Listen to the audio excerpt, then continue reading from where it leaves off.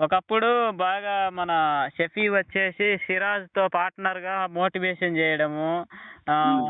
ఇస్లాం గురించి చెప్పడము చేస్తున్నాడు గదా! ఒకప్పుడు.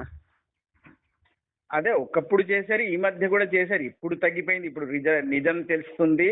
ఆ! లేకపోతే జనాలకు వాళ్లకు నిజం తెలిసి కాదు. హ్మ్. జనాలకు నిజాలు తెలుస్తున్నాయి. ఎవరు ఈ పిచ్చి కథలు, కాకమ్మ కథలు ఎవరు వినట్లేదు. హ్మ్. ఎవరు నమ్మట్లేదని ఇప్పుడు తగ్గించారు. మేము తిరిగిన ఏరియాలల్లో 80% చూసినాం గదా! ఎక్కువ హ్మ్. మంది ముస్లిమ్స్ గూడి తాళిబొట్టు, కాలిమెట్టెలు, తర్వాత హ్మ్. చీర కట్టడం అన్నీ చేస్తుండ్రు. కానీ గురువుగారిని అడిగిన, గురువుగారు హ్మ్. వాళ్ళు చీర కడుతుండ్రు, తాళిబొట్టేసుకుంటుండ్రు, కాలికి మెట్టెలు పెట్టుకుంటుండ్రు. అసలు వాళ్ళు ముస్లిమ్స్ ఎట్టయితరు గురువుగారు? గురకేసుకొని ఎలా ఉండంటే, ఒరేయ్! వాళ్ళకి మైండ్ దొబ్బిందిరా. నీ హ్మ్. నీ వంతు నువ్వు చెప్పడము, నువ్వు చెప్పి వాళ్ళని బాగు చేయడం మీ వంతు హ్మ్. అన్నాడు. ఇప్పుడు కాస్త మార్పు, అంటే మనం అనుకున్నట్టు ఈ మార్పు మనం చంకలు గుద్దుకుంటున్నాం. మన దగ్గర ఉన్న బలహీనత ఏంటి తెలుసా? హ్మ్. చిన్న చిన్న విషయాలకే సంతోషపడిపోతాం, చప్పట్లు కొడతాం. హ్మ్. ఆళ్ళ దగ్గర అది లేదు. హ్మ్. ఆళ్ళు చిన్న చిన్న మన దగ్గర ఏదైనా చిన్న మార్పు వచ్చిందంటే మనోళ్ళు చమటలు గుద్దుకొని చప్పట్లు కొట్టడం చేస్తారు. హ్మ్. అది మార్పే కాదు నా అభిప్రాయంలో. మార్పు మూలాల నుంచి రావాలి. మేము సభలలో గూడా చూసినాం గదా! హ్మ్. దారగారు. హ్మ్. వాళ్ళొచ్చినప్పుడు గురుగారు మామూలుగా ఎక్కడన్నా రోడ్ల ఒక కర్నూలులో ఒకసారి రోడ్డు మీద వస్తున్నారు గురుగారు. వచ్చేటప్పుడు ఒక హ్మ్. ముస్లిం వచ్చేసి గురుగారు, గురుగారు అని కాళ్ళకు దండ పెట్టుకొని అన్నీ చేస్తారు. అన్నీ చేసి వాళ్లకు ఫోటో నాటకాల్లో దిగాలనుంది గురుగారు అన్నారు. ఫోటో మీ దిగిండ్రు. నేను చెప్తున్నాను కదా! ఇస్లామిస్టులకు నాటకాలన్నది వెన్నతో పెట్టిన విద్య అది. తర్వాత అన్నాడు, మేము గూడా ఒకప్పుడు హిందువులమే గురువుగారు అన్నాడు. నిజంగా మార్పు రావాలంటే మూలాలు తీసేయాలి. హ్మ్. మూలాల్లో నుంచి మార్పు తీసుకురావాలి. ఈ పైకి మనం హ్మ్. కొత్త ఆకులొస్తున్నాయి, ఆకులు మన వైపు గాలి వీస్తున్నాయి అనుకుంటే మనం నిజంగా మనమే మూర్ఖులం అది. అదే వాళ్ళు వేషమేమో ఆ! ఉంచుకోవాలి. వేషమేమేసుకోవాలి. నెత్తిన ఆ! టోపీ, కింద ఆడోళ్ళేమో హ్మ్. ముసుగు అన్నీ యేసుకొని హ్మ్. వాళ్ళేమో వాళ్ళ పద్ధతులు వేషమేమో బానిస వేషాలేమో పాటించాలి. హ్మ్. బయటకొచ్చేటాళ్ళకు మేము హిందువులమని ఊరికే నాటకాలు చెప్తుండ్రు. అన్ని నాటకాలు. ఇప్పుడు పరదా యేసుకొని ఒకసారి రామాలయం ఉద్ఘాటన అప్పుడు ఒక హ్మ్. ఒకామె పరదా యేసుకొని రామాలయం జెండా పట్టుకొనొచ్చింది. ఆ! నీకు అనుమతిస్తుందా నీ మతం? అలా రాముడి చిత్రం పట్టుకొని రామాలయానికి వెళ్ళడానికి అనుమతిస్తదా నీ మతం? అనుమతించదు. మరెందుకొస్తున్నావు? ఎవడిని మూర్ఖుల్ని చేయడానికి? హ్మ్. రెండే మార్గాలు. ఉంటే అది తీసి విసిరేయి. హ్మ్. ఇటువైపు రా. లేదంటే మూసుకొని ఇంట్లో కూర్చో, అదే పాటించు. అంటే ఇప్పుడు వాళ్ళ వాళ్ళ వాళ్ళ యొక్క నటన ఏందంటే హ్మ్. మాకు వాళ్ళ వాళ్ళ నటన ఒక 2 విధాలుగా ఉంటది. బయట నటిస్తుండ్రు. కానీ లోపల చేసేది చేస్తుండ్రు. ఆ! వాళ్ళ వాళ్ళ విశ్వాసం వాళ్ళ దగ్గరనే ఉంటది. అన్నీ బాగానే ఉంటాయి. మిమ్మల్ని బయటి వాళ్ళని మూర్ఖుల్ని చేయడానికి నాటకాలు ఆడుతూ ఉంటారు. ఆ! ఈ నెల్లూరులో ఒకాయన ఉన్నాడు. ఆయన పేరు నాకు మర్చిపోయాను. మేము ఒక లైవ్ కూడా చేశాను ఆయన మీద. షమి. షమి కాదు. ఆ షమి మొన్న వచ్చాడు ఎవడో. ఆ! ఇంతకుముందు ఏదో భగవద్గీత చెప్తానని, భగవద్గీత ఆయన ఆ! దగ్గరికెళ్ళి మీరు ఆయన నేర్చుకోవాలా? తెలుసులే ఫరూక్ ఆ? ఏదో ఉంది. ఆ భగవద్గీతలో కృష్ణుడిని విశ్వసించమని నీ మతం నీకు అనుమతిస్తుందా? భగవద్గీతలోనా? ఆ? విశ్వసిస్తది. ఏ విశ్వసించమని చెప్తుంది. ఆ, ఏ ఏ ఏ ఇస్లాం విశ్వసించమని చెప్తుంది? ఏ ఇస్లాం విశ్వసించమని చెప్పదు. మరి మరి ఎలా ఎందుకు చెప్తున్నావు? నువ్వు కృష్ణుడిని విశ్వసించాలంటే ఆ మతం విసిరేసి రావాలి. అప్పుడు విశ్వసించు. ఆ! నువ్వు దాంట్లో వానికేమో నెత్తి మీద నువ్వు అర్థమైంది. నెత్తి అర్థమైంది. దారగారు అర్థమైంది. నువ్వేమో ఆచారాలు పాటిస్తుండవు. నెత్తిన టోపీ పెట్టుకుంటుండవు. మరి పైనుంచి కిందికి అంగి తొడుక్కొని ఆ, ఒక ఒక ఏంటిది ఒక గోనెపట్టులాగా పైనుంచి కిందికి ఒక అంగి ఆ, ఏసుకొని ఉంటుండవు. నెత్తిన టోపీ పెట్టుకుండవు. మళ్ళీ భగవద్గీత గురించి ఆ, ఆ, అంటే ఎవరిని పిచ్చోని చేస్తారు మీరు? ఆ! అంటే నిన్ను నువ్వే పిచ్చోన్ని చేసుకుంటున్నావు. లేకపోతే నిన్ను నువ్వు బయటకు మాట్లాడడానికి వాళ్ళని హిందువులను వాళ్ళు ఎప్పుడు పిచ్చోళ్ళని పిచ్చోళ్ళు చేస్తున్నావు. చేసుకోరు. ఆ! వాళ్ళు కరెక్ట్ గానే ఉంటారు. హ్మ్. పిచ్చోళ్ళని జనాలు చేస్తారు. హిందువులను మన వాళ్ళు హిందువులు ఏం అనుకుంటే చంకలు గుద్దుకుంటూ చూసారా, ముస్లిం కూడా గీత చదువుతున్నాడు ఉపదేశాన్ని వీళ్ళు చంకలు గుద్దుకుంటారు, చప్పట్లు కొడతారు. ఆ! వీళ్ళకి తెలియదు ఆ మర్మం ఏంటో. ఆ! అర్థమైంది ఈ- దారాగారు. నువ్వు చెప్పింది నాకు అర్థమైంది. ఏందంటే నువ్వు ముందే రియాలిటీ నువ్వు ముందు. కృష్ణుడి గురించి మాట్లాడాలన్నా, రాముడి గురించి మాట్లాడాలన్నా నీ నెత్తి మీద టేపి ముఖం మీద గడ్డం తీసేసి రావాలి. హ్మ్. అది అనుమతించదు నీకు ఇది ఇది పాటించడానికి. హ్మ్. ఆ అంతే అంతే దారా గారు, నెత్తిన టోపీ నీ గడ్డం తీసేసి నెత్తిన బొట్టు పెట్టుకొని వచ్చి రావాలి రావాలి. నేను భగవద్గీతను పాటిస్తున్నా, ఆ, భగవద్గీత అప్పుడు రావాలి, పాటిస్తున్నా. అప్పుడు వచ్చి మాట్లాడాలి. పక్కనేమో ఖురాన్ పెట్టుకున్నాడు, పక్కనేమో భగవద్గీత పెట్టుకున్నాడు. కానీ ఇది అది ఇది ఇది ఒకటే, ఇది ఒకటే. ఎవరిని పిచ్చోడు చేస్తారు మీరు, ఇది ఒకటని. ఆచరణలోనేమో ఖురాను, నాలాంటి నటనలోనేమో భగవద్గీత. నాలాంటి వాడి దగ్గర వచ్చి మాట్లాడమని చెప్పండి, ఇది ఒకటే అని అప్పుడే చీల్చి చెండాడుస్తాను. ఇలా ఎక్కడి నుంచి చూపిస్తున్నారో చూపించరంటారని. దారా గారు, ఆచరణలోనేమో ఆచరణ విధానంలోనేమో ఖురాను, నటనలోనేమో హిందువులను మోసం చేయడానికి భగవద్గీతనే అదే మన వాళ్ళ బలహీనత కూడా అదే, వాళ్ళకి తెలుసు ఆ బలహీనత. ఆ, ఒక ముస్లిం అమ్మాయి నెత్తి మీద దుప్పటి వేసుకొని గీతా శ్లోకాలు చదివితే మీరు చప్పట్లు కొడతారు, నెత్తి మీద కూర్చుండబెట్టుకుంటారు, స్థానం ఇస్తారు. ఆ బలహీనత వాళ్ళకి తెలుసు కాబట్టి అలా నాటకాలు ఆడుతూ ఉంటారు. వాళ్ళని అడగండి నిలదీసి, మీ మతం మీకు అనుమతిస్తుందా రాముని కృష్ణుడు స్తుతించడానికి అని? ప్రపంచంలో అల్లాహుతో పాటు ఇంకెవ్వరినైనా సమానంగా కల్పిస్తే అది ఎప్పుడు క్షమించిన నేరం అది. ఇప్పుడు ఆజాను వాడతారు కదా, ఆజాను అల్లా ఇల్లాహో మహమ్మద్ రసూల్ ఇల్లా అంటారు కదా, మహమ్మద్ రసూల్ అల్లా అని. ఏంటిది అసలు అది? దాని గురించి కొంచెం పిలుస్తున్నారు. అందరికంటే గొప్పవాడు మా అల్లాహువే. అది ఒకసారి పాడి చెప్తారా దారా గారు? కొంచెం నేను వినాలని ఉంది అది.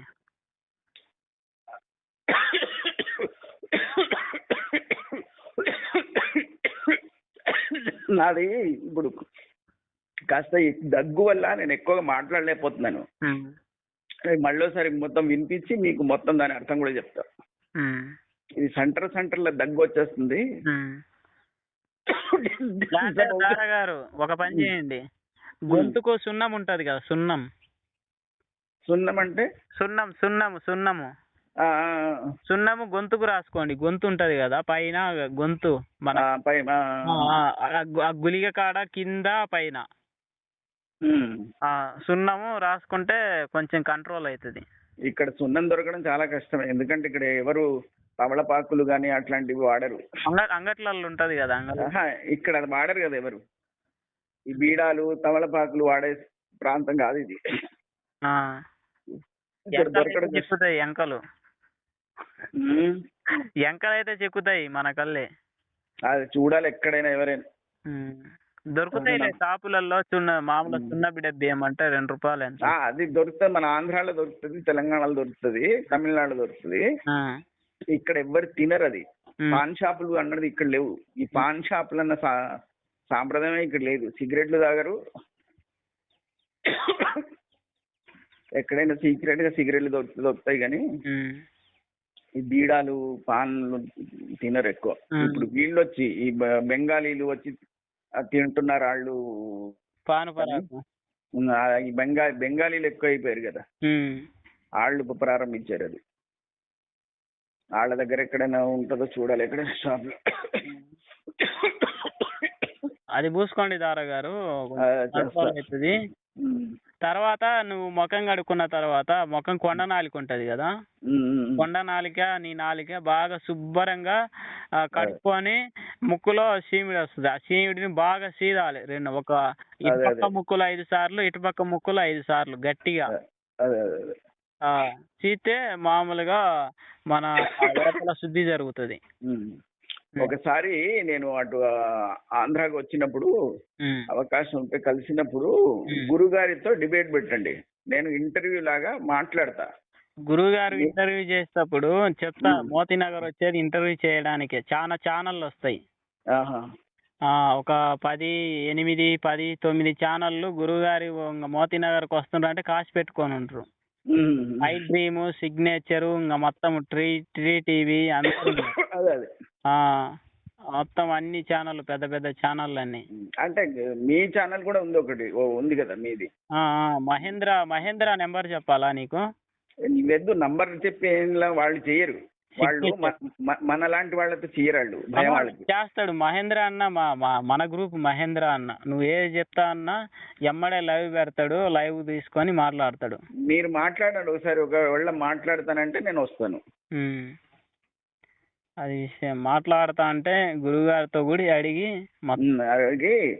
లేకపోతే మీకు కూడా ఒక ఛానల్ ఉంది, యూట్యూబ్ ఛానల్ ఉంది కదా మీ గురుగారిది కూడా? ఉంది. అందులోనైనా పెడదాం ఒకసారి.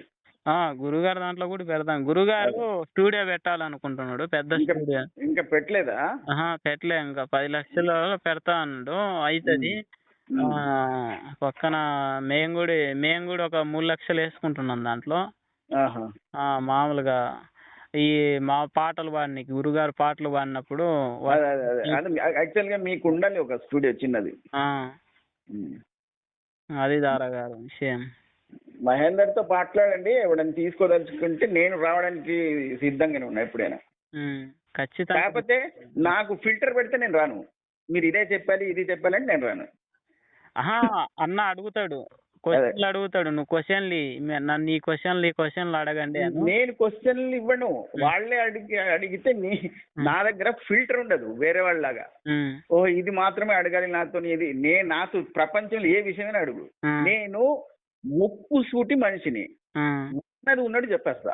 ఫిల్టర్ ఎప్పటికీ భయపడా. Only cleaning. నా దగ్గర ఈ ఫిల్టర్లు ఉండవు, ఫిల్టర్ ఉండవు. క్లీన్ చేయడమే అంటావు ఫిల్టర్? నేను క్లీనింగే నా దగ్గర ఈ ముసుగులో తనలాట్లు ఉండదు. మహేంద్ర అన్న నెంబర్ కూడా ఉంది. నేను మీరు మాట్లాడండి ఒకసారి, మీరు మాట్లాడండి.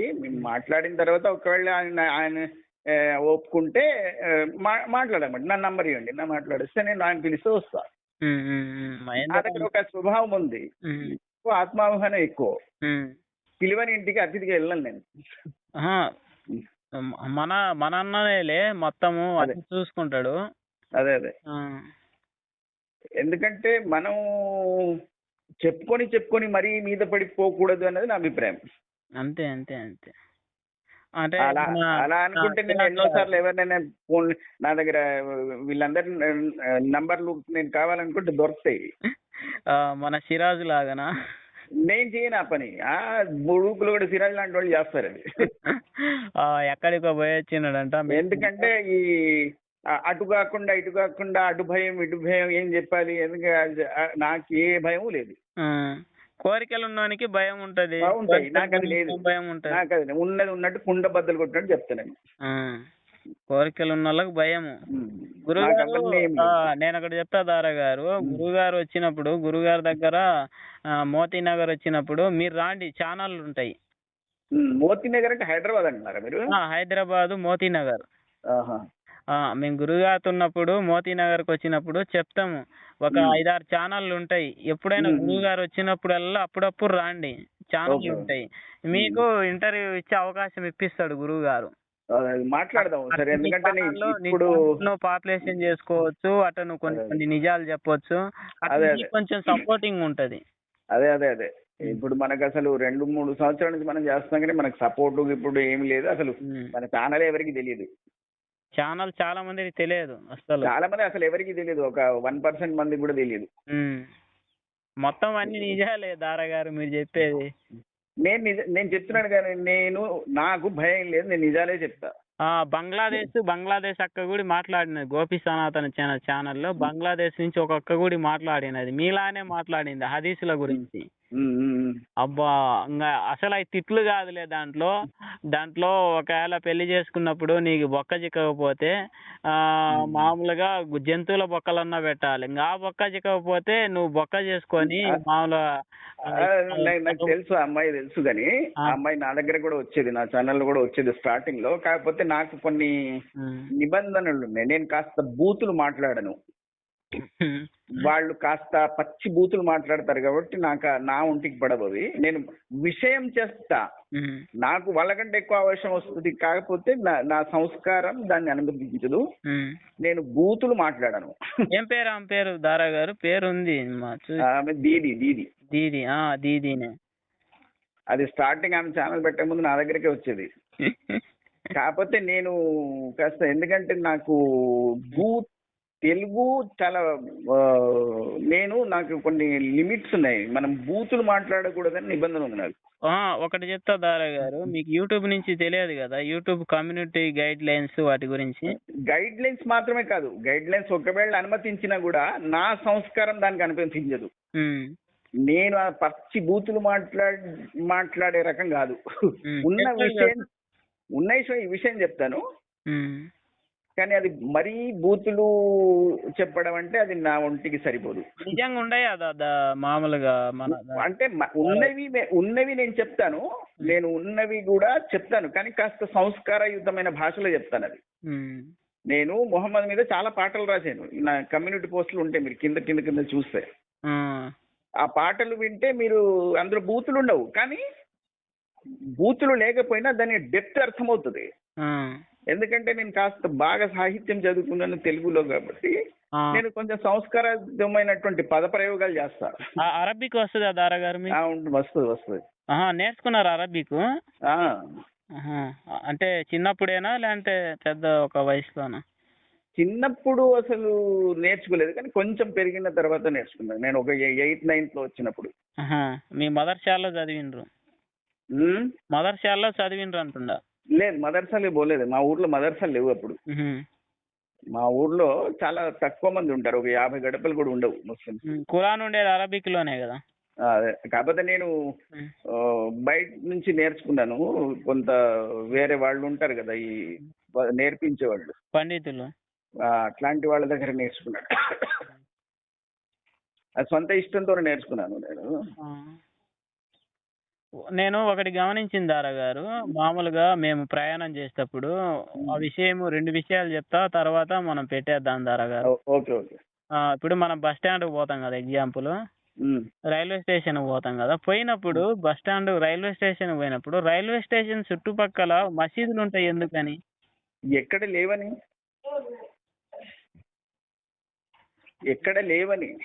మామూలుగా రైల్వే స్టేషన్ కి ఆనుకొని పట్టాల పక్కనో లేకపోతే, ఎందుకంటే స్టేషన్ కి వచ్చే వాళ్ళకు రావడానికి సౌకర్యం కల్పించడానికి. ఇప్పుడు మీరు ఎన్ని దేవాలయాలు చూసారు, దాని కింద అన్ని అదే ఉంటాయి కదా. ప్రతి మసీదు చూసినా కానీ మసీదు కింద దేవాలయం ఉంటుంది. ఎందుకంటే మార్కెటింగ్ అది. జనాలు ఎక్కువ వస్తే వాళ్ళని ఇప్పుడు ఎవరైనా ఒక పెద్ద సూపర్ మార్కెట్ ఉంది, చిన్న కిల్లి కొట్టువాడు ఏం చేస్తాడు, సూపర్ మార్కెట్ అపోజిట్ గా పెట్టుకుంటాడు. అది వాళ్ళ టార్గెట్ ఏమన్నా ఉంది, ఆక్రమించాలను అన్ని రకాలుగా. ఇప్పుడు హిందూ దేవాలయాల్లో వస్తున్నారు, వాళ్ళను దోచుకోవాలంటే కింద ఒక సమాధి పెట్టుకుంటారు. బెజవాడలో కనకదుర్గ టెంపుల్ ఉంది పైన, దిగంగానే మజార్ ఉందా, ఎందుకు పెట్టుకున్నాడు అక్కడ జనాలు విపరీతంగా వస్తారు, వాళ్ళని దోచుకుందామని. అంతే.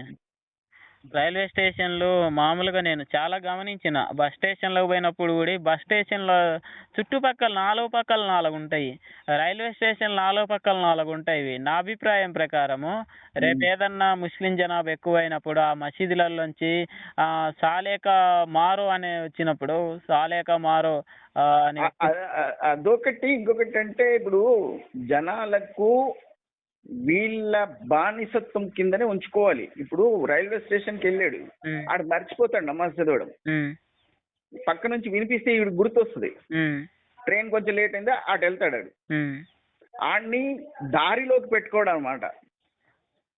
చాలా మంది ఏమన్నారంటే, గురువు గారిని అడిగితే ఏమన్నారంటే, రేపు వాళ్ళ జనాభా ఎక్కువైనప్పుడు వీళ్ళు ఎక్కడన్నా పారిపోదామని బస్ స్టేషన్ పోయినా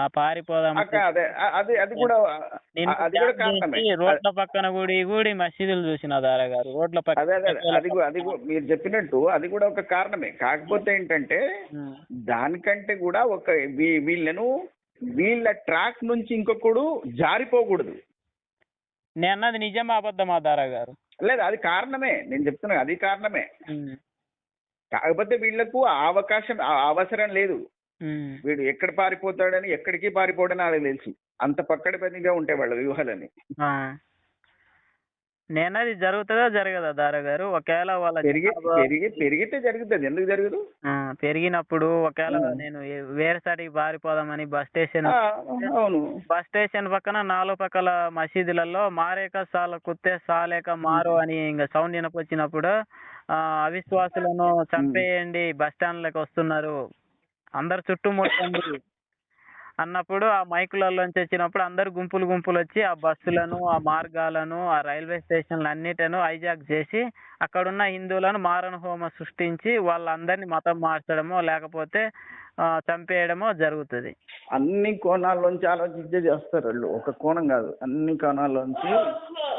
నేను అందుకే చెప్పాను, వాళ్ళు అల్ప సంతోషులు కాదు మనలాంటి వాళ్ళలాగా. దాన్ని బట్టి కొండందలే అనిచిపోయింది గవర్నమెంట్ వరా.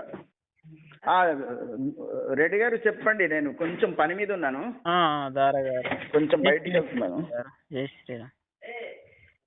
తర్వాత చేస్తాను. హరే కృష్ణ దారా గారు. Okay sir, Hare Krishna. హరే కృష్ణ. జై శ్రీ